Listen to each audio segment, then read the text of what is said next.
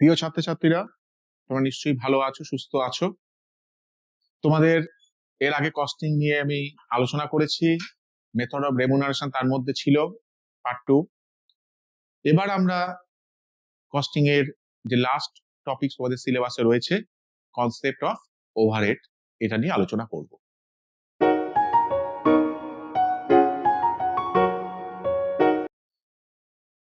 এর আগের ক্লাসে আমি তোমাদের যখন একটা প্রবলেম করেছিলাম, সেখানে তোমাদের নিশ্চয়ই মনে আছে ফ্যাক্টরি ওভারহেড বলে একটা শব্দ ইউজ করেছিলাম। অ্যাকচুয়ালি সেখানে ওই ওভারহেড শব্দটার সাথে তোমাদের পরিচয় করানোর জন্যই আমি ওটা বেঁচেছিলাম। তাই এখন আমরা মেনলি যেটা নিয়ে আলোচনা করব সেটা হচ্ছে উপরি ব্যয়, অর্থাৎ ওভারহেড। ব্যাপারটা কি, এখানে কি কি বিষয় আমাদের পড়তে হবে, কিভাবে ওভারহেড অর্থাৎ উপরি ব্যয় ব্যাপারটা আসলো, সেগুলো আমরা একটু দেখে দেব। এখানে বলার কিছু নেই, তোমাদের 4th সেমিস্টার কস্টিং ট্যাক্স সাবজেক্টের ফুল মার্কস 40 বহুবার বলেছি।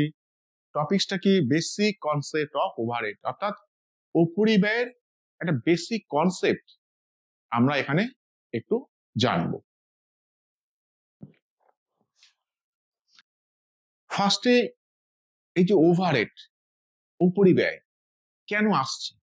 আমরা তো জানি যে কোনো জিনিস তৈরি করতে গেলে, কোনো কিছু প্রোডাকশন করতে গেলে আমাদের মেইনলি কি লাগে? মেটেরিয়ালস এবং লেবার। কিন্তু এই যে মেটেরিয়ালস, এই যে লেবার, শুধুমাত্র এইটা দিয়েই কি উৎপাদন করা সম্ভব? মজুর বা ওয়ার্কার এরা যে কাজ করবে, এই কাজ করতে গেলে তাদের তো যন্ত্রপাতি দরকার। তাহলে যন্ত্রপাতিটা বসাবে কোথায়? নিশ্চয়ই কোনো কারখানায়। তাহলে এই যে যন্ত্রপাতিটা ব্যবহার করছি, যন্ত্রপাতির জন্য যে খরচ হচ্ছে, সেটা কোথায় যাচ্ছে? ফ্যাক্টরির মধ্যে।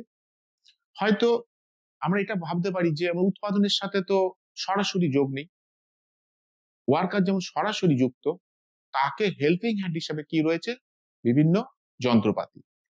তাহলে যন্ত্রপাতির জন্য যে খরচ, সেটা হচ্ছে মুখ্য না হলেও সে তো গৌণ তো খরচ। এই যে গৌণ খরচ, এই গৌণ খরচ বা আমরা বলতে পারি ইনডিরেক্ট এক্সপেন্সেস, সেইটাই হচ্ছে অ্যাকচুয়ালি ওভারহেড। অর্থাৎ যে কস্টগুলোকে আমরা সরাসরি হয়তো উৎপাদনের সাথে যুক্ত করছি না, কিন্তু উৎপাদন চালাতে গেলে আমাকে কিন্তু এই খরচগুলো করতেই হবে। যেমন ধরো, তুমি ওয়ার্কারদের নিয়ে কাজ করছো, ওয়ার্কারদের হিসাবপত্র রাখা, অর্থাৎ তাদের যে ওয়েজেস, তুমি যে জিনিসটা তৈরি করেছো তার একটা হিসাব, অর্থাৎ অ্যাকাউন্টস, এগুলো কোথায় হবে? নিশ্চয়ই কোনো অফিসে হবে। তাহলে অফিসের যে বিভিন্ন কাজ করছি, ধরো ইলেকট্রিসিটি, এই যে এর পারপাসের যে খরচ করছি, তাহলে সেইটা আমরা কোথায় নিতে পারি? সেটা নিতে পারবো আমরা অফিস ওভারহেড এর মধ্যে। কিন্তু দেখো, এটা কিন্তু সরাসরি আমরা বলতে পারি না যে এই উপাদানটার খরচের মধ্যে রয়েছে। কিন্তু প্রোডাকশন প্রক্রিয়াটা, সেটা চালাতে গেলে সুস্থভাবে ওয়ার্কারদের যদি পরিচালনা করতে হয়, তাহলে যে সুপারভাইজার রয়েছে তার যে বেতন, সেটা কার মধ্যে যাচ্ছে? অফিসের মধ্যে। তাহলে সেই পারপাসও আমাদের একটা খরচ হচ্ছে। তাহলে এটা কিন্তু গৌণ, অর্থাৎ ইনডিরেক্ট এক্সপেন্সেস। এই ধরনের যে ইনডিরেক্ট এক্সপেন্সেস গুলো রয়েছে, সেগুলোকে আমরা একত্রিত ভাবে বলবো উপরি ব্যয় বা ওভারহেড। ওভারহেডের তাহলে সংজ্ঞাটা বা ডেফিনেশনটা কিরকম হতে পারে একটু দেখে নি। কি বলছে? Overhead indicates the aggregate of the cost. কোন খরচাগুলোর aggregate? Indirect materials, indirect labour and other indirect expenses. অর্থাৎ যে খরচগুলো সরাসরি কোনো উৎপাদনের সাথে যুক্ত নয়, অর্থাৎ অপ্রত্যক্ষ মালপত্রের অর্থাৎ কাঁচামালের ব্যয়, ইনডিরেক্ট লেবার অপ্রত্যক্ষ মজুরি ব্যয়, এছাড়াও যদি আরো কোনো অপ্রত্যক্ষ ব্যয় থাকে, তার এগ্রিগেট অর্থাৎ টোটালটাকে আমরা বলবো উপরিব্যয়। এর সাথে আরো একটু দেখতে হবে কি, which cannot conveniently be charged direct to a specific production, অর্থাৎ যেগুলোকে সরাসরি কোনো উৎপাদন কেন্দ্র বা কোনো উৎপাদনের যে ইউনিট বা এককে আমরা সরাসরি চার্জ করতে পারবো না, সেগুলোকে আমরা বলবো উপরিব্যয়। অর্থাৎ যে কোনো অপ্রত্যক্ষ কাঁচামালের ব্যয়, অপ্রত্যক্ষ মজুরির ব্যয়, অপ্রত্যক্ষ আদার্স এক্সপেন্সেস, অর্থাৎ অন্যান্য যে অপ্রত্যক্ষ খরচ যা আমরা কোনো নির্দিষ্ট পরিব্যয় কেন্দ্রে চার্জ করতে পারছি না, তাদের যোগফলকে আমরা বলছি উপরিব্যয় বা ওভারহেড। তাহলে উপরিব্যয় সম্পর্কে তোমাদের একটা ধারণা হলো যে উপরিব্যয় মানে সর্বদাই কিন্তু ইনডিরেক্ট এক্সপেন্সেস। এখন ইম্পর্টেন্স, অর্থাৎ তাহলে ওভারহেডটার গুরুত্ব কোথায়? যদি এটা ডিরেক্টই না হয় তাহলে এত গুরুত্ব দিচ্ছি কেন? তারও কারণ রয়েছে। কি কারণ? Determination of cost of production, অর্থাৎ কোনো একটা জিনিস তৈরি করার যে খরচ, উৎপাদন ব্যয়, সে উৎপাদন ব্যয়ের একটা পার্ট অ্যান্ড পার্সেল বলতে পারো ওভারহেড। কারণ এমন হতে পারে যে কাঁচামালের ব্যয়, মজুরির ব্যয়, এ পারপাস যা খরচ হয় তার তুলনায় হয়তো আমাদের ওভারহেড পারপাসের খরচ হয়তো বেশি। তাহলে এবার আমরা সেটাই যদি বাদ দিয়ে দিই তাহলে সত্যিকারের কি আমরা কস্ট অফ প্রোডাকশন পাবো? নিশ্চয়ই পাবো না। ধরো আমরা কোনো একটা পণ্য তৈরি করতে কাঁচামালের ব্যয় ধরো ₹20, ওয়ার্কারদের মজুরি কত? ধরো 30, টোটাল কত হলো? 50। কিন্তু আমরা ফ্যাক্টরি অর্থাৎ যন্ত্রপাতি সেই জিনিসটা তৈরি করতে যেগুলো লেগেছিল তার একটা ব্যয়, অফিসের একটা ব্যয়, আমরা যে জিনিসটা তৈরি করেছিলাম সেটাকে বিক্রয় করার জন্য একটা খরচ হয়েছিল, এই সবটা নিয়ে আমাদের তো হয়তো অপ্রত্যক্ষ ব্যয় বা ইনডিরেক্ট কস্ট হয়েছিল ধরো ₹50। তাহলে যেখানে আমাদের শুধুমাত্র কাঁচামালের ব্যয় এবং লেবার চার্জ বাবদ হয়েছিল 50, অর্থাৎ 20 + 30, সেখানে বাকি 50 হচ্ছে আমাদের ওভারহেড অর্থাৎ অপ্রত্যক্ষ ব্যয়। তাহলে আমরা এই যে টোটাল কস্ট অফ প্রোডাকশন, অর্থাৎ জিনিসটা তৈরি করতে যে খরচ ₹100 ধরলাম, তার দেখো 50% হয়ে যাচ্ছে কিন্তু ওভারহেড। তাই এটা বোঝা যাচ্ছে যে আমরা যদি কস্ট অফ প্রোডাকশনের মধ্যে ওই ওভারহেড বাবদ ৳50 না ধরতাম তাহলে আমাদের শুধুমাত্র কস্ট অফ প্রোডাকশন হতে 50। তাহলে নিশ্চয়ই বুঝতে পারছো যে জিনিসটা মানে অ্যাকচুয়াল যে কস্ট অফ প্রোডাকশন কত সেটা কিন্তু আমরা বসাতে পারতাম না। তাহলে এইখানেই হচ্ছে আমাদের ওভারহেডের গুরুত্ব। অর্থাৎ অ্যাকচুয়াল কস্ট অফ প্রোডাকশন কত, অর্থাৎ পণ্যটা তৈরি করতে খরচ কত হয়েছিল, সেটা মুখ্য হোক বা গৌণ হোক, অর্থাৎ ডিরেক্ট বা ইনডিরেক্ট, টোটালটা নিয়েই হচ্ছে আমাদের তার কস্ট অফ প্রোডাকশন। তাহলে এই যে কস্ট অফ প্রোডাকশন অর্থাৎ উৎপাদন ব্যয়, উৎপাদন ব্যয়টা জানার জন্য আমাদের কিন্তু ওভারহেড কে রাখতেই হবে হিসাবের মধ্যে। সার্ভিং ফেসিলিটি ফর প্রোডাকশন, অর্থাৎ জিনিসটা তৈরি করেছি, পণ্যটা তৈরি করেছি, তৈরি করতে গেলে আমাকে তো বিভিন্ন পরিষেবা পেতে হয়েছে, হয়তো যন্ত্রপাতি ব্যবহার করেছি তার জন্য ফ্যাক্টরির কাছ থেকে একটা পরিষেবা পেয়েছি, যে জিনিসটা তৈরি করেছি, যে লেবাররা তৈরি করেছে তাদেরকে সঠিকভাবে ম্যানেজ করার জন্য, তাদের সঠিকভাবে পরিচালনা করার জন্য একটা অফিস রাখতে হয়েছে, সেই অফিসে তাদের বিভিন্ন তথ্যাদি লিপিবদ্ধ করেছি, তার জন্য অফিসের একটা খরচ হয়েছে। এই যে ফেসিলিটি গুলো আমরা দিয়েছি তার জন্য যে ব্যয় সেটাকেও আমাদের ধরতে হবে। সেই জন্য বলতে সার্ভিং ফেসিলিটিস অফ প্রোডাকশন, অর্থাৎ উৎপাদনের জন্য, উৎপাদনকে সহায়তা করার জন্য যে খরচগুলো হয়েছে সেই খরচগুলোকে সঠিকভাবে জানার জন্য বা সঠিকভাবে হিসাবের অন্তর্ভুক্ত করার জন্য আমাদের ওভারহেড অবশ্যই হিসাবের মধ্যে আনতে হবে। অ্যাডমিনিস্ট্রেটিভ কন্ট্রোল, অর্থাৎ ওয়ার্কারও তো কাজ করছে কিন্তু সঠিকভাবে কাজ করছে কিনা, তোমার সঠিকভাবে তারা তাদের যে ক্যাপাসিটি সেটা ব্যবহার করলো কিনা, তাই এগুলো দেখাশোনা করার জন্য একজন সুপারভাইজার লাগবে যে ওয়ার্কারদের এই সমস্ত বিষয়গুলো দেখবে। তাহলে তারও তো একটা রেমুনারেশন আছে, তার তো একটা বেতন আছে, সেই বেতনটা আমাদের দিতে হবে। কোথা থেকে দেব? সেই অফিস ওভারহেডের মধ্যেই আমরা সেটাকে দেখাবো। তাহলে এই যে প্রশাসনিক ক্ষমতা, অ্যাডমিনিস্ট্রেটিভ অর্থাৎ প্রশাসনিক যে নিয়ন্ত্রণ এই বাবদ যে খরচ, সেটাও তাহলে উপরিব্যয়ের মধ্যেই পড়ছে। তাহলে এর জন্যই আমাদের উপরিব্যয় পড়তে হবে। Marketing and selling of goods, অর্থাৎ তুমি যে পণ্যটা তৈরি করছো, শুধু কি তৈরিই করবে? যদি বিক্রি না করো তাহলে একটা সময় তোমার তো ঘর ভরে যাবে, তাহলে তোমাকে সেটা বিক্রি করতে হবে। তাহলে বিক্রি করতে গেলে আমাদের একজন সেলসম্যান লাগবে।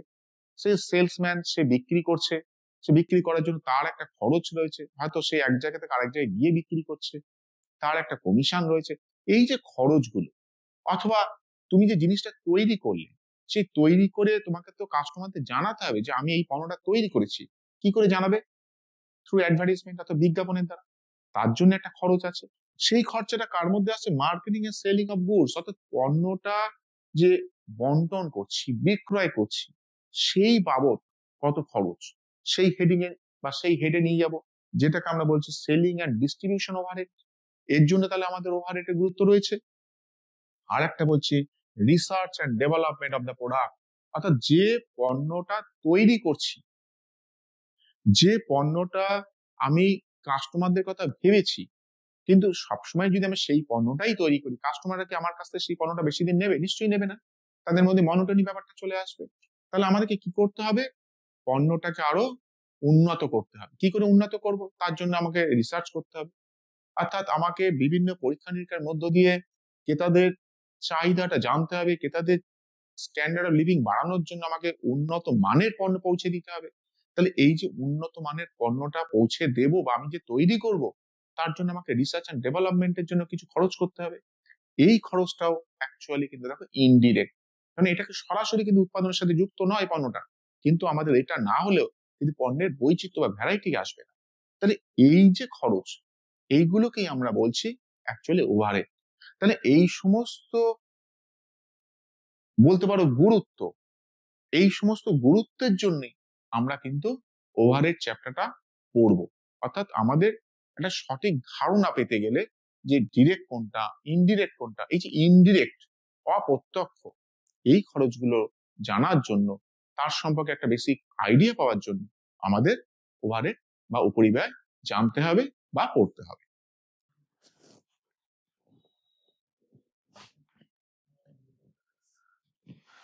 এবার এসো, এই যে আমি বারবার বলছি ওভারহেড, উপরিব্যয়, তাহলে ওভারহেড এর গুরুত্ব বুঝেছি, কিন্তু সব উপরিব্যয় কি একই রকম? নিশ্চয়ই না। তাহলে উপরিব্যয় নিশ্চয়ই প্রকারভেদ বা ক্লাসিফিকেশন রয়েছে। তাহলে সেই ওভারহেডের ক্লাসিফিকেশনটা কিভাবে হবে, কার উপরে আমরা মেনলি ফোকাস করব, তার উপর বেস করে আমরা বিভিন্ন ভাবে ওভারহেড বা উপরিব্যয়কে ভাগ করতে পারি। কি কি ভাগ সেগুলো হতে পারে? কি বলছে? On the basis of elements of production, অর্থাৎ উৎপাদনের উপাদানের ভিত্তিতে। অর্থাৎ আমরা যে জিনিসটা তৈরি করছি, তার তো কোনো একটা না কোনো একটা উপাদান লাগবে। সেই উপাদানের উপর বেস করেও আমরা ওভারহেডকে ভাগ করতে পারি। ক ভাগে? 3 ভাগে। একটা হচ্ছে indirect material cost, indirect labour cost, other indirect expenses. তাহলে ইনডাইরেক্ট মেটেরিয়াল কস্ট, অর্থাৎ যে কাঁচামাল বাবদ ব্যয়টা সরাসরি প্রত্যক্ষভাবে উৎপাদনের সাথে যুক্ত নয়, কিন্তু সেইটা না হলেও কিন্তু তুমি পণ্যটা তৈরি করতে পারবে না। কিরকম ভাবো? ধরো আমরা তো বিস্কুট খাই, বিস্কুটটা কি দিয়ে তৈরি হয়? আটা বা ময়দা। তাহলে আটা বা ময়দাটা হচ্ছে কি? Direct materials. কিন্তু সেই বিস্কুটটা তৈরি করতে যে চিনিটা লেগেছে, যে সুগারটা লেগেছে, সেটা কি আমরা বিস্কুটের মধ্যে বুঝতে পারি? নিশ্চয়ই বুঝতে পারি না। কিন্তু সেইটা না দিলে আমরা হয়তো বিস্কুটের স্বাদটা পাবো না। তাহলে আটা বা ময়দাটা হচ্ছে কিন্তু ডিরেক্ট, কিন্তু ওই যে চিনিটা ব্যবহার করলাম, চিনির জন্য যে খরচ হলো, সেটা হয়ে যাচ্ছে কিন্তু ইনডিরেক্ট মেটেরিয়ালস। তাহলে এটা উৎপাদনের সাথে ঘনিষ্ঠভাবে যুক্ত, কিন্তু হয়তো প্রত্যক্ষ নয়, মানে অপ্রত্যক্ষ। তাহলে এইটা ইনডিরেক্ট মেটেরিয়ালস ভাবতে পারো। ইনডিরেক্ট লেবার কস্ট, অর্থাৎ ওয়ার্কার যখন কাজ করেছে তখন আমরা ওয়েজেস এর মধ্যে নিয়ে এসেছি, ডিরেক্ট ওয়েজেস। সে বিস্কুটটা তৈরি করেছে, কিন্তু বিস্কুটটা তৈরি করতে গিয়ে তাকে হয়তো কোনো যন্ত্রপাতির সাহায্য নিতে হয়েছে। অর্থাৎ যে জিনিসগুলোকে সে হয়তো কারোর কাছে সাহায্য নিয়ে সেটাকে তৈরি করেছে পণ্যটা, সেইটাকে বলা হচ্ছে গৌণ অর্থাৎ অপ্রত্যক্ষ। এইরকম ইনডিরেক্ট লেবার কস্ট হতে পারে। এছাড়া আদার ইনডাইরেক্ট এক্সপেন্সেস, এছাড়াও আরো অন্যান্য অপ্রত্যক্ষ খরচ থাকতে পারে। যেমন পণ্যটা তৈরি করেছি, পণ্যটা রাখার জন্য একটা খরচ হয়েছে, পণ্যটার হিসাব অর্থাৎ কতটা ইউনিট তৈরি করেছি তার জন্য আমাকে একজন লোক রাখতে হচ্ছে, যে টোটাল হিসাবটা রাখছে তার একটা বেতন দিতে হয়েছে। তাহলে এটা ইনডিরেক্ট, মানে এটা তো উৎপাদনের সাথে সরাসরি যুক্ত নয়, কিন্তু আমার এই খরচাটাও যদি আমি হিসাবের মধ্যে না আনি, তাহলে যদি ওই পণ্যটার আমি অ্যাকচুয়াল কস্ট অফ প্রোডাকশন কত জানতে চাই, তাহলে আমি যদি ওই কস্টটা ওর মধ্যে ইনক্লুড না করি, তাহলে নিশ্চয়ই আমরা অ্যাকচুয়াল কস্ট অফ প্রোডাকশন পাবো না। তাহলে এই যে ইনডিরেক্ট, সেই মেটেরিয়ালস হোক, সে লেবার হোক, সে আদার হোক, এই যে দেখো উপাদানের উপরে আমরা কিন্তু গুরুত্বটা দিয়েছি, অর্থাৎ এলিমেন্টস অফ প্রোডাকশন, উৎপাদনের উপাদানের উপরে আমরা ফোকাস করে আমরা ওভারহেডকে তাহলে 3 ভাগে ভাগ করতে পারি: indirect material cost, indirect labour cost, indirect expenses অর্থাৎ আদার ইনডিরেক্ট এক্সপেন্সেস। এবার আসো on the basis of function, অর্থাৎ কাজটা কি, সেই কাজের ভিত্তিতে আমরা ওভারহেডকে ভাগ করতে পারি। কিভাবে ভাগ করি? ফ্যাক্টরি ওভারহেড, অর্থাৎ যেখানে আমাদের উৎপাদনটা হচ্ছে, সেটা কলকারখানা হতে পারে, কলকারখানায় যে যন্ত্রপাতি ব্যবহার করেছি তার জন্য খরচ হতে পারে। তাহলে এইগুলো তো অ্যাকচুয়ালি কারখানা বাবদ খরচ, তা সরাসরি তো উৎপাদনের সাথে যুক্ত নয়, কিন্তু তা এটাও তোমার উৎপাদনের একটা পার্ট, তাহলে এটাও আমাকে ইনক্লুড করতে হবে। সেই জন্য কাজের ভিত্তিতে, অর্থাৎ যেখানে কলকারখানা যন্ত্রপাতি এইগুলো ব্যবহার করা হচ্ছে, তার উপর বেস করে আমরা ওভারহেডটা কি নাম দিলাম, সেটা হচ্ছে ফ্যাক্টরি ওভারহেড। নেক্সট কি করছি? অফিস এন্ড অ্যাডমিনিস্ট্রেশন ওভারহেড, অর্থাৎ অফিস এন্ড অ্যাডমিনিস্ট্রেশন অর্থাৎ প্রশাসনিক। কিরকম? তুমি যে কারখানায় ওয়ার্কাররা কাজ করছে তাদের একটা ডিসিপ্লিন রয়েছে, তাদেরকে দেখাশোনা করার জন্য একজন সুপারভাইজার রেখেছি, তাকে বেতন দিয়েছি, তাহলে তার বেতনটা আমি কোথায় দেখাবো? নিশ্চয়ই অফিসেই দেখাবো। তাহলে সেই যে তার বেতন বাবদ যে খরচ হলো, সেই খরচটা, তার কাজটা কি ছিল? ওয়ার্কারদের সুপারভাইজ করা। তাহলে এই যে তার উপরে যে একটা ওয়ার্কারদের উপরে যে নিয়ন্ত্রণ, কন্ট্রোল, এই করার জন্য যে খরচটা হয়েছে, সেটা ফাংশনের ভিত্তিতে আমরা কার মধ্যে দেখাচ্ছি? অফিস অ্যান্ড অ্যাডমিনিস্ট্রেশন ওভারহেড এর মধ্যে। সেলিং অ্যান্ড ডিস্ট্রিবিউশন ওভারহেড, তুমি তো পণ্যটা তৈরি করলে, হয়তো বিক্রি করতে হবে, না হলে শুধু তৈরি করব, তাহলে আমার একটা সময় পকেট থেকে যে টাকা খরচা করেছিলাম সে তো আর ফিরে আসবে না। তার জন্য আমাকে বিক্রয় করতে হবে, তার জন্য কাস্টমারদের কাছে পৌঁছে দিতে হবে। তাহলে এই পারপাস যে খরচ, অর্থাৎ তুমি একজন ধরো সেলসম্যান রেখেছো, তাকে হয়তো বেতন দিয়েছো, তাকে হয়তো কমিশন দিয়েছো, তুমি হয়তো জিনিসটা সম্পর্কে জানানোর জন্য ক্রেতাদের কাছে একটা অ্যাডভার্টাইজমেন্টের ব্যবস্থা করেছো, মানে বিজ্ঞাপনের ব্যবস্থা করেছো, তার জন্য তো একটা খরচ হয়েছে। তাহলে এখানে নেচারটা কি? বিক্রয়, অর্থাৎ সেলস এর উপরে আমরা ফোকাস করেছি, সেই জন্য এই ওভারহেডটা আমরা নাম দিয়েছি কি? Selling and distribution overhead. তাহলে বোঝা যাচ্ছে ফাংশনের উপর গুরুত্ব দিচ্ছি। এবার ধরো পণ্যটা মধ্যে ভ্যারাইটি আনতে চাইছি, অর্থাৎ আগে এক ধরনের পণ্য তৈরি করেছিলাম, এবার তার বিভিন্ন রকম হয়তো ইউটিলিটি বাড়িয়ে দিয়ে আমরা সেই পণ্যটাকে আরো উন্নত মানের করেছি। এই যে উন্নত মানের করতে গেলে, তাকে যে ডেভেলপ করতে গেলে, তার জন্য আমাদের একটা খরচা করতে হবে, যেখানে রিসার্চ হবে, দিয়ে আমি কি করে পণ্যটাকে আরো কাস্টমারদের কাছে ইউজফুল করে তুলতে পারি, আরো অ্যাট্রাকটিভ করে তুলতে পারি, এই জন্য যে আমরা পরীক্ষা নিরীক্ষা করছি তার জন্য একটা খরচ আছে। এক্ষেত্রে গুরুত্বটা কার উপরে দিয়েছি? পরীক্ষা নিরীক্ষার উপরে, that is research and development overhead. তাহলে দেখতে পাচ্ছ যে আমরা অ্যাকচুয়ালি ফাংশন অর্থাৎ কাজের উপর বেস করে আমরা এখানে ওভারহেড বা উপরিব্যয়কে ভাগ করলাম। সেই ভাগ কটা রয়েছে? 4টে ভাগ। কি কি?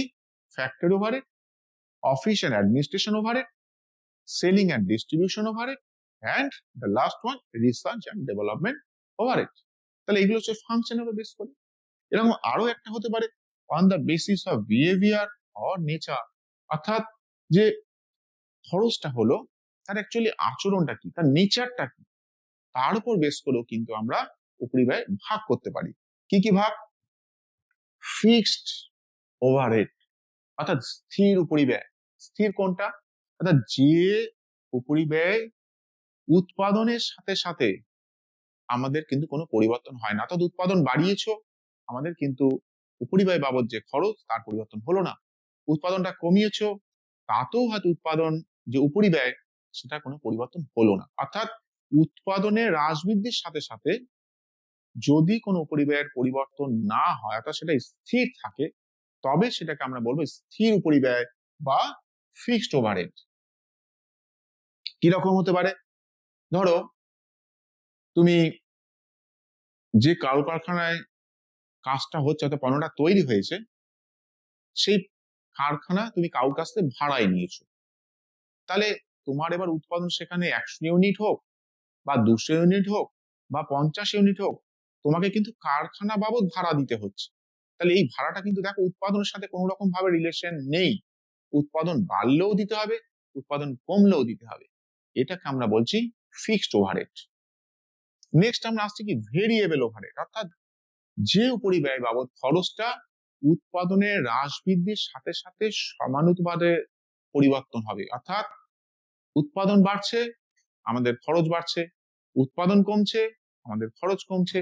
এই যে উৎপাদনের হ্রাস বৃদ্ধির সাথে সাথে আমাদের যে খরচটার পরিবর্তন হচ্ছে, সেটা হ্রাস হোক বা বৃদ্ধি হোক, সেটাকে আমরা বলছি পরিবর্তনশীল। অর্থাৎ উৎপাদন বাড়বে, আমাদের খরচও পরিবর্তন হয়ে যাবে।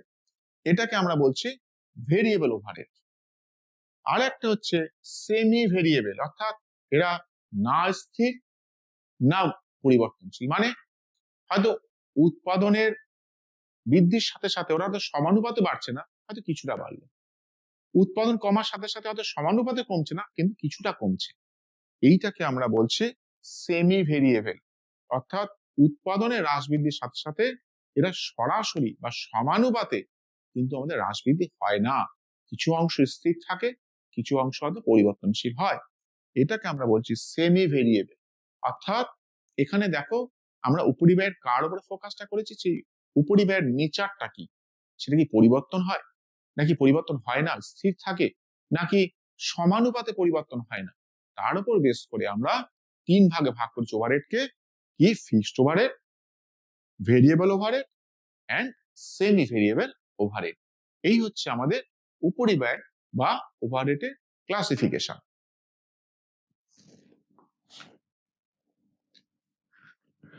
এবার আমরা এই যে বারে বার উপরিব্যয় বললে তোমাদেরকে বলছি, এখানে 3টে ওয়ার্ড খুব ভালোভাবে তোমাদের বুঝে নিতে হবে যে এই ওয়ার্ডগুলোর অ্যাকচুয়াল মানেটা কি।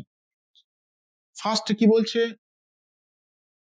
Distribution, distribution overhead.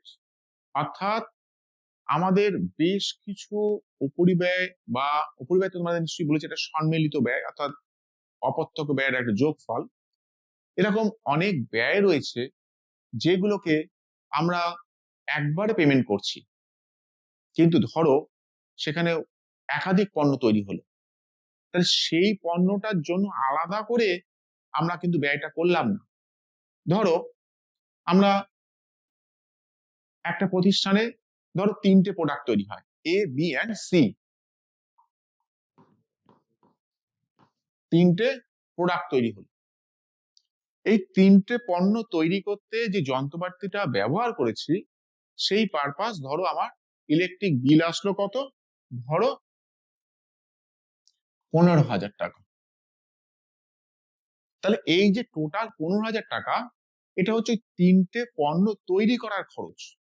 তাহলে আমরা এখান থেকে এই যে টোটাল খরচ, প্রত্যেকটা পণ্যের মধ্যে আমরা যদি ইকুয়াল ডিস্ট্রিবিউশন করে দিই, তাহলে আমরা কত করে পাবো? প্রত্যেকটার মধ্যে 5,000 5,000 5,000 করে। অর্থাৎ টোটাল যে ইলেকট্রিকের বিল, যেটা আমরা 15,000 দেখাচ্ছিলাম, কিন্তু সেটা যদি এবার আমরা নির্দিষ্ট প্রোডাক্ট ওয়াইজ দেখি, তাহলে আমরা ইকুয়াল ডিস্ট্রিবিউশন যদি করে দিই, তাহলে প্রত্যেকটার ভাগে পড়ছে কত? 5,000 করে।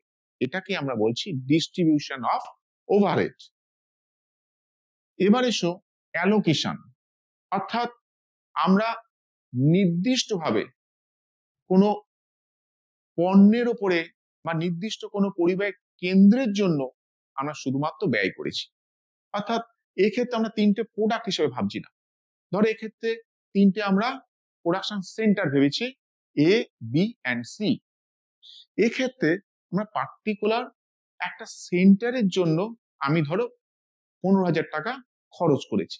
তাহলে আমরা বলতে পারি ওই এ যে সেন্টার, প্রোডাকশন সেন্টার, তার জন্য আমাদের ইলেকট্রিক বিল কত, ধরো 15,000।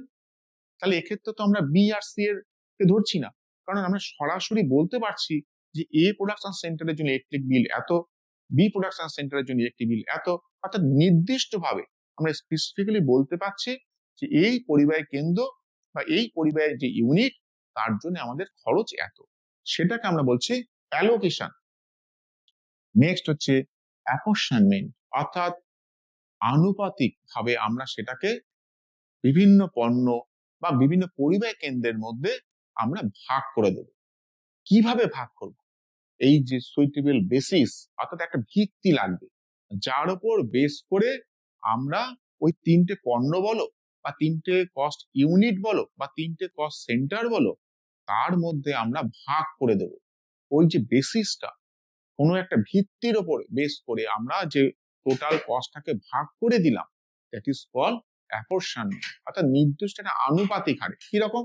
ধরো এই যে যেটা আমি বলছিলাম এ বি সি তিনটে প্রোডাকশন সেন্টার, তাহলে এই ধরো এখানে আমি তিনটে প্রোডাকশন সেন্টার ভেবেছি, এ বি সি।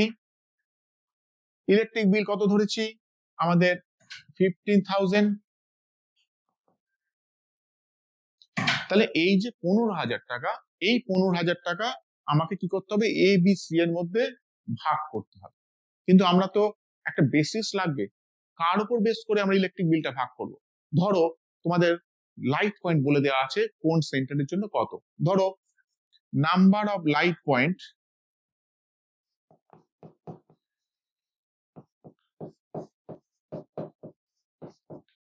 কত বলা আছে? সাপোজ ধরো বলা আছে, এখানে ধরো বলা আছে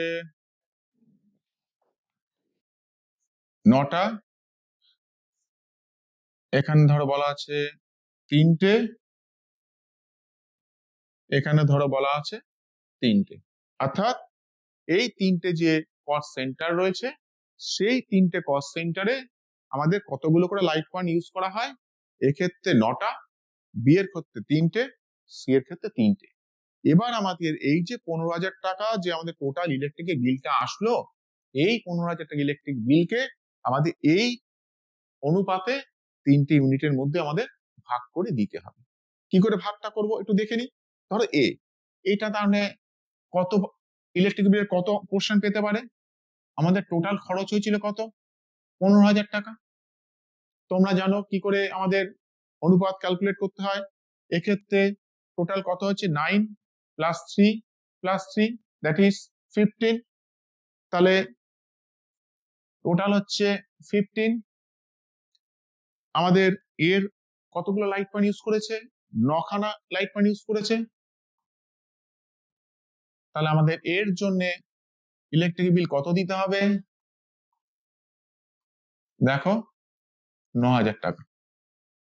যদি আমরা বি কে ভাবতাম, অর্থাৎ বি এর জন্য কত ইলেকট্রিক বিল আমাদের খরচা দিতে হবে? টোটাল ছিল কত? 15,000। বি এর কতগুলো লাইট পয়েন্ট ছিল? 3খানা লাইট পয়েন্ট ছিল, অর্থাৎ 3, আর টোটাল ছিল 15। তাহলে আমাদের বি কে ইলেকট্রিক বিল বাবদ কত টাকা দিতে হচ্ছে? 3,000 টাকা। সেম সিও একই রয়েছে, তাহলে সি এর ক্ষেত্রে দিতে হচ্ছে দেখো 3,000 টাকা। অর্থাৎ এই যে টোটাল 15,000 টাকা যে ইলেকট্রিক বিল, সেটা যখন আমি কস্ট সেন্টার ওয়াইজ নির্দিষ্ট ভিত্তি তথা সুইটেবল বেসিসে, that is number of light point related to electricity, সেক্ষেত্রে আমাদের প্রত্যেকের ভাগে তাহলে কত করে দিতে হলো? 9,000, 3,000, 3,000। এই যে আমরা বিভিন্ন পরিবাহী কেন্দ্র বা পরিবাহী ইউনিটের মধ্যে আমরা যে টোটাল কস্টটাকে নির্দিষ্ট ভিত্তিতে ভাগ করে দিলাম, দ্যাট ইজ কল্ড অ্যাপরশনমেন্ট, অর্থাৎ অ্যাপরশনমেন্ট of ওভারহেডস।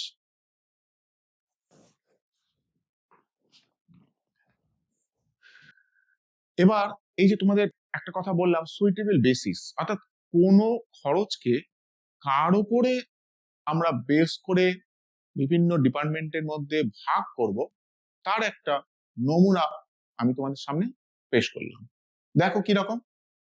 Name of the overhead, অর্থাৎ যেখানে ওভারহেডের নাম দেওয়া আছে আর বেসিস অফ অ্যাপরশনমেন্ট, অর্থাৎ কার উপরে ভিত্তি করে আমরা সেই খরচটাকে বিভিন্ন কস্ট সেন্টারের মধ্যে ভাগ করে দেব তার একটা চার্ট। এই যে তোমাদের যেমন বললাম electric bill, number of light points, বা লাইট পয়েন্ট যদি না থাকে তাহলে ফ্লোর এরিয়া বা স্পেস অকুপাইড, এইরকম কয়েকটা নমুনা একটু দেখে নিই। যেমন ধরো ইনডিরেক্ট মেটেরিয়ালস তোমাদের বলা আছে, সেক্ষেত্রে ইনডিরেক্ট মেটেরিয়ালস কার উপরে আমরা বেস করে বিভিন্ন কস্ট সেন্টারের মধ্যে ভাগ করব, সেটা হচ্ছে ডিরেক্ট মেটেরিয়ালস। অর্থাৎ যখন ইনডিরেক্ট মেটেরিয়ালস থাকবে তখন আমরা বেসিসটাকে ভাববো ডিরেক্ট মেটেরিয়ালস। এবার সেই অনুসারে আমরা বিভিন্ন কস্ট সেন্টারের মধ্যে ভাগ করে দেবো। এবার ধরো ইনডিরেক্ট ওয়েজেস বা জেনারেল ওভারহেড বা সানড্রি এক্সপেন্সেস বা মিসেলিনিয়াস এক্সপেন্সেস, অর্থাৎ এই যে খরচগুলো এগুলো কার উপর বেস করে ভাগ হবে, সেটা হচ্ছে ডিরেক্ট ওয়েজেস। এবার ধরো দেওয়া আছে rent, rates and taxes. Rent কার উপরে দিই, বাড়ি ভাড়া বা ভাড়া। আমরা যতটুকু জায়গা অধিকার করে আছি বা অকুপাই করে আছি সেটাকে বলা হচ্ছে এরিয়া অকুপাইড। বা ধরো কোনো একটা দোকান ঘর, তার জন্য ভাড়া কত, কিভাবে আমরা সিলেক্ট করব, সেটা হচ্ছে দোকান ঘরের আয়তনটা কত, অর্থাৎ ফ্লোর স্পেসটা কত। তাহলে রেন্ট আমরা ভাগ হচ্ছে এরিয়া অকুপাইড বা ফ্লোর স্পেসের উপরে। ধরো ডেপ্রিসিয়েশন, রিপেয়ার্স, মেনটেনেন্স, অর্থাৎ যে যন্ত্রপাতিটা আমরা ব্যবহার করছি, যে অ্যাসেটটা আমরা রিপেয়ার করছি, তার যে ডেপ্রিসিয়েশন বলো, তার যে মেনটেনেন্স খরচ বলো, কার উপর বেস করে করব, ভ্যালু অফ অ্যাসেট, অর্থাৎ সেই সম্পত্তিটার ভ্যালু কত, যার যেরকম ভ্যালু তার উপরে ডেপ্রিসিয়েশন সেরকম হবে। কারণ 1,00,000 টাকা যে যদি অ্যাসেটের ভ্যালু হয়, তার যদি 10% ডেপ্রিসিয়েশন হয়, তাহলে 1,00,000 টাকা 10% মানে 10,000 টাকা হচ্ছে ডেপ্রিসিয়েশন। কিন্তু যেটার ধরো ভ্যালু 2,00,000, তাহলে সেক্ষেত্রে 10% কত, 20,000। তার মানে ভ্যালুর উপরে নির্ভর করছে তার ডেপ্রিসিয়েশন, তার রিপেয়ার্স, এই বাবদ যে খরচ হচ্ছে। ইলেকট্রিসিটি অলরেডি তোমাদের সাথে আলোচনা করে দিয়েছি, সেটা হচ্ছে নাম্বার অফ লাইট পয়েন্ট বা ফ্লোর স্পেস। অর্থাৎ ফার্স্টে আমরা যেটা দেখবো সেটা হচ্ছে লাইট পয়েন্ট কতগুলো রয়েছে, সেই অনুসারে বিভিন্ন কস্ট সেন্টারের মধ্যে আমরা ইলেকট্রিসিটি বিলটাকে অপারেশন করে দেবো। যদি না থাকে আমরা ফ্লোর স্পেসকে দেখবো। Power, horse power of the machine, অর্থাৎ যখন পাওয়ার বা মোটিভ পাওয়ার এগুলো কার উপরে আমরা অ্যাপ্রোশন করব, HP of machine. Canteen, canteen নিশ্চয়ই জানো ওয়ার্কার, স্টাফ এদের সাথে রিলেটেড, সেই জন্য canteen expenses, supervision, staff welfare expenses, এইগুলো কার সাথে যুক্ত, নাম্বার অফ এমপ্লয়িজ বা নাম্বার অফ ওয়ার্কার্স। সেই জন্য বলা হচ্ছে ওয়ার্কার্স বা এমপ্লয়িজ, অর্থাৎ কতজন ওয়ার্কার কোন ডিপার্টমেন্টে কাজ করছে, তার উপরে আমরা স্টাফ ওয়েলফেয়ার এক্সপেন্সেস বা ক্যান্টিন এক্সপেন্সেস কে ভাগ করে দেবো। ফায়ার ইন্স্যুরেন্স, ফায়ার ইন্স্যুরেন্স নিশ্চয়ই, ফায়ার ইন্স্যুরেন্স কার উপরে আছে, ফর স্টক, অর্থাৎ স্টকের ভ্যালুটা কত, স্টকের জন্য ইন্স্যুরেন্স কার উপরে করব, যার যেরকম ভ্যালু, যে স্টকের ভ্যালু বেশি তার নিশ্চয়ই ইন্স্যুরেন্সও বেশি হবে। তারপর হচ্ছে amenities to staff, amenities to staff, দেখো স্টাফ তার মানে সেই রিলেটেড টু ওয়ার্কার্স বা এমপ্লয়িজ, সেই জন্য বলা আছে নাম্বার অফ ওয়ার্কার্স বা নাম্বার অফ এমপ্লয়িজ। তাহলে একটা বোঝা যাচ্ছে এই যে ওভারহেড, এই ওভারহেড গুলোর তার নির্দিষ্ট ভিত্তি বা বেসিস রয়েছে, তার উপর বেস করে আমরা বিভিন্ন কস্ট সেন্টার বা কস্ট ইউনিটের মধ্যে ভাগ করে দেব। তোমাদের এই যে কস্ট, তার যে বেসিস, এগুলো তোমাদের কিন্তু একটু মনে রাখতে হবে। তবে আমার মতে একটু বুঝে নিয়ে পড়বে, তাহলে সহজেই মনে থাকবে।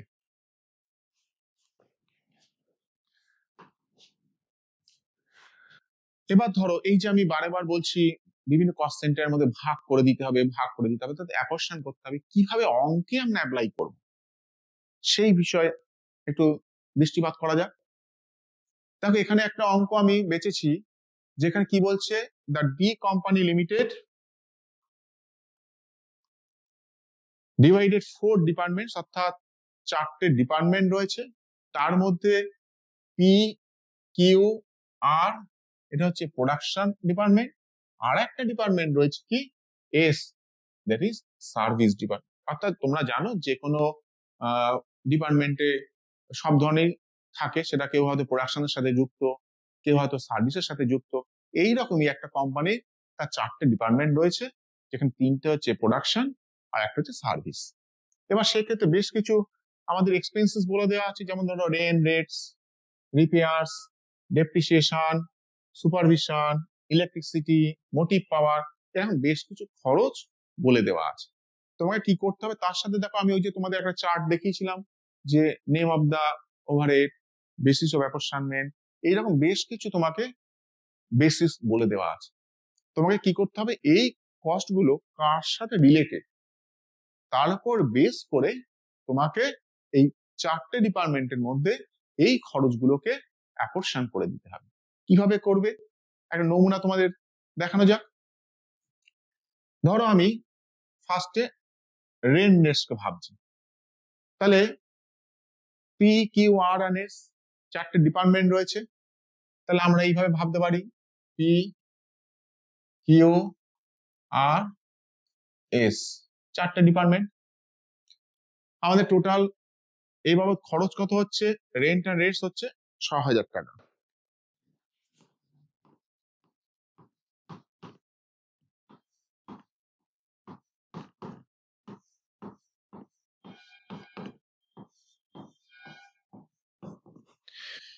এবার আমাদের সেই আগের চার্টে ছিল, তোমাদের নিশ্চয়ই মনেও আছে, যে রেন্ট কার উপর বেস করে হয়, ফ্লোর এরিয়ার উপরে, অর্থাৎ কতটা জায়গা সে নিয়ে আছে, অকুপাই করে আছে, তার উপর বেস করে আমরা রেন্ট রেটসটাকে ডিপার্টমেন্টের মধ্যে অ্যাপোর্শন করে দেবো। তাহলে পি এর কত space, 1000 square feet, 1000 square feet, 500 square feet এবং 500 স্কোয়ার ফিট। তাহলে এক্ষেত্রে আমরা একটা রেশিও বের করে নিতে পারি। রেশিওটা কিরকম ভাবে করব দেখো,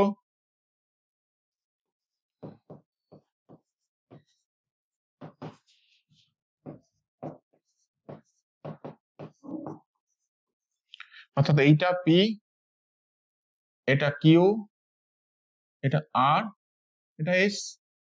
তাহলে রেশিওটা কি হচ্ছে, তুমি যদি দুটো করে শূন্য কাটো, এবার 5 দিয়ে ডিভাইড করো, দেখো এটা হচ্ছে 2, এটা হচ্ছে 2, এটা হচ্ছে 1, এটা হচ্ছে 1।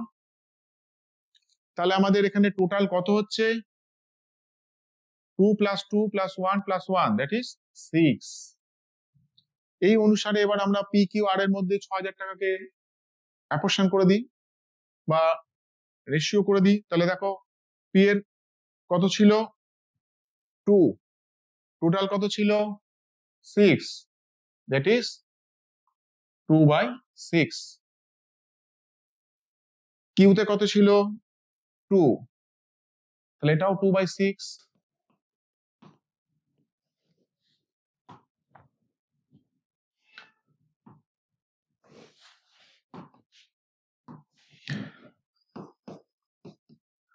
আর এ কত ছিল দেখো 1, তাহলে 1/6।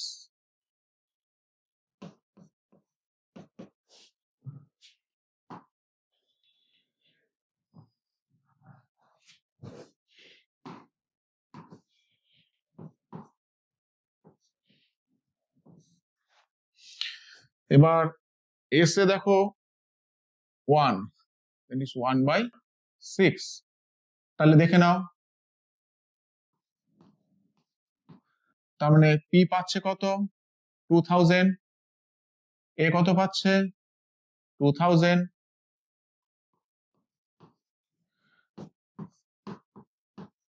আর কত পাচ্ছে 1000, এস কত পাচ্ছে 1000। অর্থাৎ আমরা যে টোটাল রেন্ট রেটস বাবদ যে ৬,০০০ টাকা খরচ করেছিলাম, সেটা যদি আমাদের সুইটেবল বেসিসে P Q R and S এর মধ্যে ভাগ করে দিই, তাহলে প্রত্যেকের ভাগে কত করে আসছে, পি পাবে ৬,০০০ এর মধ্যে ২,০০০, কিউ পাবে ৬,০০০ এর মধ্যে ২,০০০, আর পাবে ৬,০০০ এর মধ্যে ১,০০০, এস ডিপার্টমেন্ট পাবে ৬,০০০ এর মধ্যে ১,০০০। অর্থাৎ ৬,০০০ টোটাল কস্টটাকে চারটে ডিপার্টমেন্টের মধ্যে আমরা সুইটেবল বেসিসে ভাগ করে দিলাম। ঠিক এইরকম ভাবে আমরা যে কোনোটাই করতে পারি। যদি ধরো তোমরা সুপারভিশন ভাবো, তাহলে সুপারভিশন কার উপর হয়, নিশ্চয়ই নাম্বার অফ ওয়ার্কার্স এর উপর হয়। ধরো যদি আমি ডেপ্রিসিয়েশন ভাবি, ডেপ্রিসিয়েশন কার উপর হয়, তোমরা যদি চার্ট অনুসারে কি বলছি, ভ্যালু অফ প্ল্যান্টের উপরে হবে। ধরো মোটিভ পাওয়ার, তোমাদের ওখানে কি ছিল, motive power, that is horse power, অর্থাৎ ইলেকট্রিসিটি, এর উপর বেস করে আমরা করতে পারি। অর্থাৎ এই যে পুরো বিষয়বস্তুটা, অর্থাৎ বিভিন্ন ডিপার্টমেন্ট ভাগ করে, সেটাকে আমরা কি বলছি, অ্যাপোর্শন of cost of various departments on the most suitable basis. অর্থাৎ নির্দিষ্ট বা সুনির্দিষ্ট ভিত্তিতে আমরা যখন এই খরচগুলোকে বিভিন্ন ডিপার্টমেন্টের মধ্যে ভাগ করে দেবো, এইরকমই তোমাদের এখানে একটা অঙ্ক করতে হবে, যেটা হচ্ছে প্রাইমারি ডিস্ট্রিবিউশন। প্রাইমারি ডিস্ট্রিবিউশন অর্থাৎ apportionment of cost of various department, অর্থাৎ এই যে চারটে ডিপার্টমেন্টের মধ্যে কস্টকে কি করে প্রাইমারি ডিস্ট্রিবিউট করে দিতে হয়, সেই ধরনের অঙ্ক তোমাদের এখানে অ্যাকচুয়ালি করতে হবে। দেখে নেওয়া যাক এরকম একটা প্রবলেম। ধরো এই যে অঙ্কটা আমি করেছি, এই যে অঙ্কের এখানে আমি আমি শুধুমাত্র রেন্ট অ্যান্ড রিস্ককে ডিভাইড করলাম, অর্থাৎ বিভিন্ন ডিপার্টমেন্টের মধ্যে অ্যাপোর্শন করে দিলাম। বাকিগুলো কিভাবে করতে হয় সেটা একটু দেখে নেওয়া যাক। এইরকম হচ্ছে তোমাদের একটা, বলতে পারো চার্ট বা অঙ্ক তোমাদের করতে হবে। কি লিখতে হবে ওপরে, statement showing primary distribution of overhead, অর্থাৎ যেখানে আমাদের বিভিন্ন ডিপার্টমেন্টের মধ্যে কস্ট গুলোকে আমরা প্রাইমারি ডিস্ট্রিবিউট করব। ফার্স্টে আইটেম অফ এক্সপেন্স, অর্থাৎ যেখানে খরচ অর্থাৎ ওভারহেড গুলো যে নাম, সেই নামগুলো বসাবো। বেসিস অফ অ্যাপোর্শনমেন্ট, অর্থাৎ কোন ভিত্তিতে আমরা খরচটাকে বিভিন্ন ডিপার্টমেন্টের মধ্যে ভাগ করছি সেটাকে লিখবো। টোটাল, অর্থাৎ যে খরচাগুলো অঙ্কে আমাদের দেওয়া থাকবে সেটা বসাবো।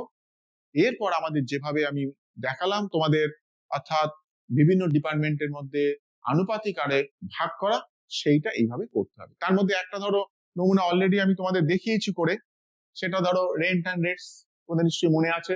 কার উপরে দেখিয়েছিলাম, ফ্লোর এরিয়ার উপরে। কত ছিল, 6000। চারটে ডিপার্টমেন্টের মধ্যে ভাগ হয়েছিল, রেশিওটা তোমাদের এইমাত্র দেখালাম। কত কত হয়েছিল, পি 2000, কিউ 2000, আর 1000, এস 1000, অর্থাৎ টোটাল 6000কে চারটে ডিপার্টমেন্টের মধ্যে আমরা ফ্লোর এরিয়ার ভিত্তিতে ভাগ করে দেখিয়ে দিলাম।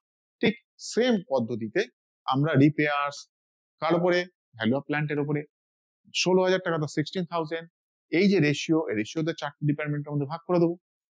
Same depreciation, that is value of plant, electricity, number of light points, supervision, number of workers, motive power অর্থাৎ হর্স পাওয়ার বা ইলেকট্রিসিটি, কেডব্লিউএইচ অর্থাৎ কিলোওয়াট ঘন্টা। এই ভিত্তিতে আমরা এই চারটে ডিপার্টমেন্টের মধ্যে ভাগ করে দিলাম। এবার আমাদের কাজটা কি, এই যে কলম ওয়াইজ অর্থাৎ ইন্ডিভিজুয়াল ডিপার্টমেন্টের টোটাল কত, সেই টোটালটা আমাদের এখানে বের করে নিতে হবে। অর্থাৎ এখানে আমাদের একটা টোটাল করতে হবে।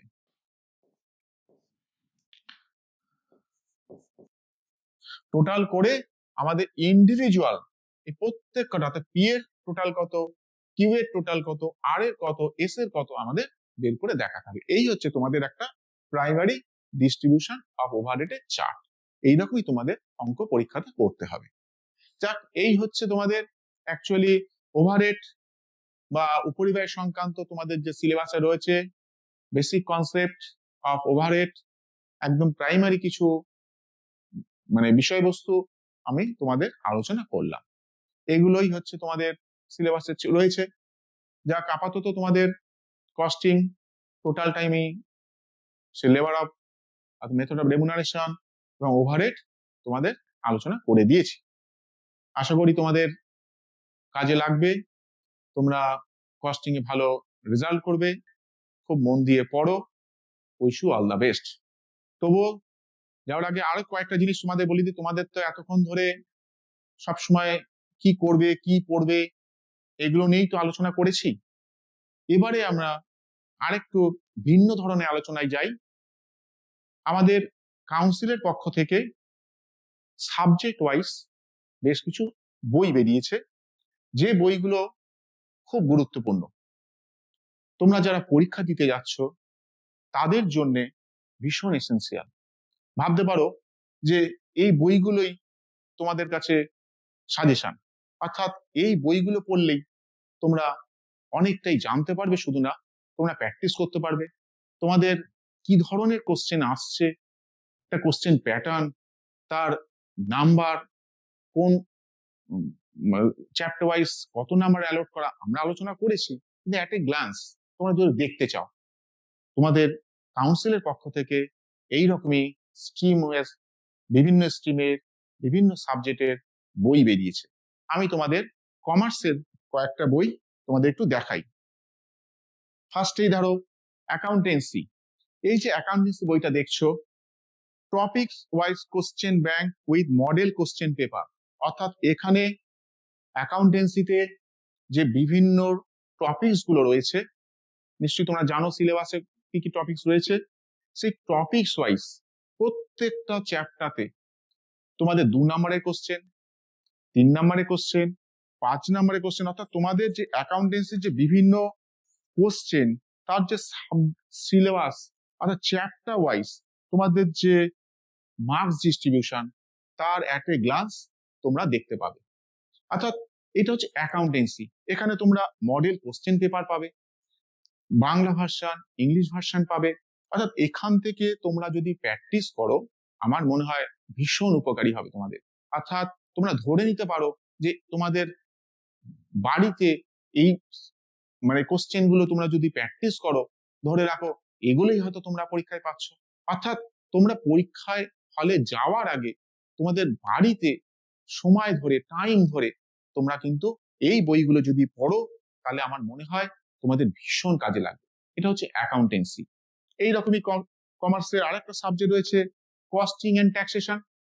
অর্থাৎ আমি যে সাবজেক্টটা নিয়ে তোমাদের বহু ক্লাসে আলোচনা করেছি, সেই জায়গাতে তোমাদের হয়তো মনে হয়েছে যে এবার একটু সাজেস্টিভ কোশ্চেন পেলে ভালো হতো। সেই যে সাজেস্টিভ কোশ্চেন চ্যাপ্টার ওয়াইজ কি ধরনের কোশ্চেন আমাদের আসবে 4th সেমিস্টারে, সেখানে অপশন কিভাবে পাবো হয়তো আমরা আলোচনা করে দিয়েছি। তা সত্ত্বেও তোমাদের হাতের কাছে একটা তো কিছু পেতে হবে, সেইটাই কাউন্সিলের পক্ষ থেকে এই ধরনের সাবজেক্ট ওয়াইজ বই বের করা হয়েছে। বইগুলোর তোমরা অবশ্যই দেখবে। কাউন্সিলের যে 4টে রিজিওনাল সেন্টার রয়েছে, অর্থাৎ আমাদের কলকাতায় রয়েছে, মেদিনীপুরে রয়েছে, বর্ধমানে রয়েছে এবং শিলিগুড়ি অর্থাৎ নর্থ বেঙ্গলের শিলিগুড়িতে রয়েছে, সেই সমস্ত জায়গা থেকেই আমাদের যে সেলস কাউন্টার রয়েছে, সেখান থেকে তোমরা কিন্তু এই বইগুলো খুব সহজেই এবং অত্যন্ত কম দামে তোমরা কিন্তু বইগুলো কালেক্ট করতে পারবে। এইরকমই কমার্সের আরো একটা বই রয়েছে, সেটা হচ্ছে বিজনেস স্টাডিজ। অর্থাৎ তোমরা জানো এটা টোটালটাই থিওরি, আমাদের অনেকটাই পড়তে হয়। সেই জায়গাতে আমরা খুব to the point chapter wise অনেক কোশ্চেন দেওয়া, যারা এক্সপার্ট সাবজেক্টের তারাই এই বইগুলো লিখেছেন এবং সংসদের পক্ষ থেকে খুব সুলভে মূল্যে তোমাদের কাছে এগুলোকে তুলে দেওয়া হচ্ছে। এরকমই আরো একটা সাবজেক্ট রয়েছে commercial law and preliminaries of auditing, অর্থাৎ যেটাকে আমরা বলছি CLPA। এই যে বই, এছাড়া আর একটা বই রয়েছে, সেটা হচ্ছে কমার্সের ইকোনমিক্স, যদিও এটা সবার স্ট্রিম থেকে নেওয়া যায়। এই যে তোমাদের বইগুলো আমি দেখালাম, এই বইগুলোতে chapter wise question, model question অনেক দেওয়া আছে, যেখান থেকে তোমরা সলভ করলে তোমাদের শুধু কনসেপ্টে ক্লিয়ার হবে না, তোমাদের টাইম ধরে, সময় ধরে তোমরা যদি মডেল কোশ্চেন পেপার গুলো ফলো আপ করো, আশা করি তোমরা পরীক্ষাতে খুব ভালো রেজাল্ট করবে। আশা করি তোমাদের এই বইগুলো তোমরা যত দ্রুত পারো সংগ্রহ করে, সময় তো আর বেশি নেই, এর মধ্যেই আমরা কিন্তু এইগুলো প্র্যাকটিস করা শুরু করে দেব। Wish you all the best. এরপরে আমরা নিশ্চয়ই অন্য কোনো ক্লাসে মডেল কোশ্চেন নিয়েও আলোচনা করে দেব।